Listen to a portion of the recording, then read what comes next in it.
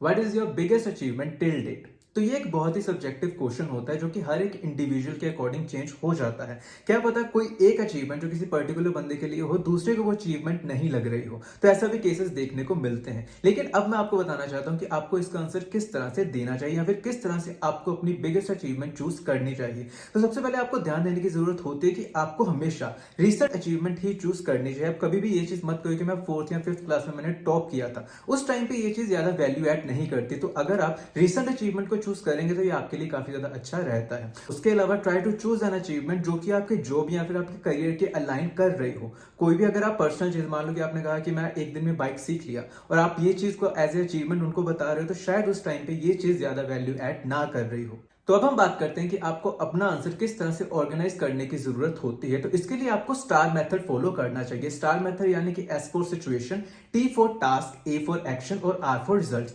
आपको इस star method का यूज करके अपना पूरा का पूरा आंसर उस तरह से ऑर्गेनाइज करके उनको बताने की जरूरत होती है। अब मैं आपको इनका मतलब अगर बताना चाहूं तो किस तरह से बता सकता हूं। Situation means in what context did your greatest achievement occur, यानी कि उस टाइम पे वो पूरा का पूरा सिनेरियो क्या था कि आपको लगा कि वो एक आपकी एक बिगेस्ट अचीवमेंट रही होगी। उसके बाद है task, what challenges did you face और what goals did you choose to achieve. इसमें क्या होता है कि आपने उस टाइम पे आपका प्रॉपर मोटो क्या था, आपको वो चीज डिसाइड करने की जरूरत होती है।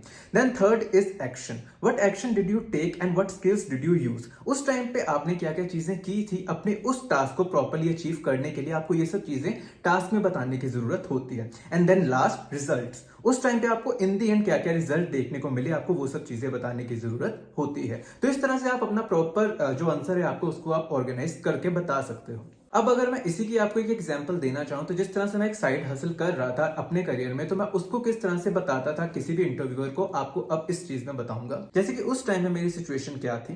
My biggest achievement was earning money after starting a blog from the scratch. I started a blog last year on a topic I was passionate about, but it didn't do as well as I have expected. I used to post weekly and engage with the comments on a particular day of the week. I really wanted the blog to work, and even though I used to share the links to my contacts on WhatsApp and followers on Instagram, it was still underperforming. उसके लिए मैंने task क्या design किया। I had to try something different to gain more awareness और else my blog would not grow.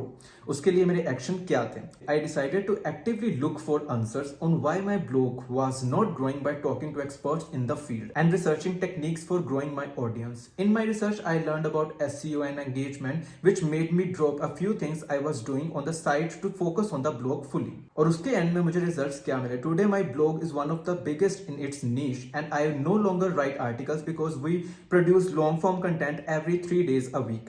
I have delegated duties to my team, signed up for affiliated marketing sites and Google AdSense and monetized the blog without doing anything other than managing the blog. तो इस तरह से आप कोई भी situation को create करके उनको उस तरह से बता सकते हो कि इन दी एंड आपको रिजल्ट क्या मिले। तो ये आप अपनी बिगेस्ट अचीवमेंट में बता सकते हो। उसके अलावा मान लो कि बहुत ज्यादा लोग होते हैं जो कि स्टडी के साथ साथ कुछ एक्स्ट्रा काम कर लेते हैं ताकि उनको लोन वगैरह उठाने की जरूरत नहीं होती। तो इस टाइम पे आप ये वाला प्रॉपर आंसर उनको उस टाइम पे बता सकते हैं। ये दोनों एग्जांपल तो हुई कि आप किस तरह से स्टार मेथड का यूज करके अपना आंसर प्रॉपर्ली ऑर्गेनाइज करके उनको बता सकते हो। लेकिन कई बार कई लोग स्टार मेथड का यूज नहीं करते, तो उस टाइम पे आप ये प्रोफेशनल अचीवमेंट्स उनको उस टाइम पे बता सकते हो। My biggest achievement happened when I was a program manager in my last job. In the first few months of working there, I noticed that the team had trouble meeting deadlines. As a result, they could not align many resources to the designated roles on time. I soon found out that the filling system that the team used was manual. They spent a lot of time looking for relevant information on their system and the servers. I researched the scenario and talked to my manager about automating the entire filling process. I then implemented a trial version of document management software for a selected team member. Before the trial period was over, I noticed significant improvement in the productivity of those who used the software. I pitched these results to the higher management and convinced the company to invest in the full version of the software. In the 6 months, the entire team reported a 30% increase in the productivity. It also had a strong case for the other teams to apply for the same software license. Next example is one of the things I am proud of is how I helped to save the time and resources for my previous company. When I started my job at that organization, I noticed that the department has difficulty locating the files and managing the documents. It took a lot of valuable time and made simple tasks take far longer than they should. I knew that there are better ways to handle those essential duties, so I took the initiative to implement new software. The software helped centralize the files management, making crucial employee documents easy to find in one place. It eliminated the need for manual filling and drastically improved accessibility for the entire department. Our timesheet showed that we cut back to the time we usually spend looking for the files by around 10 hours.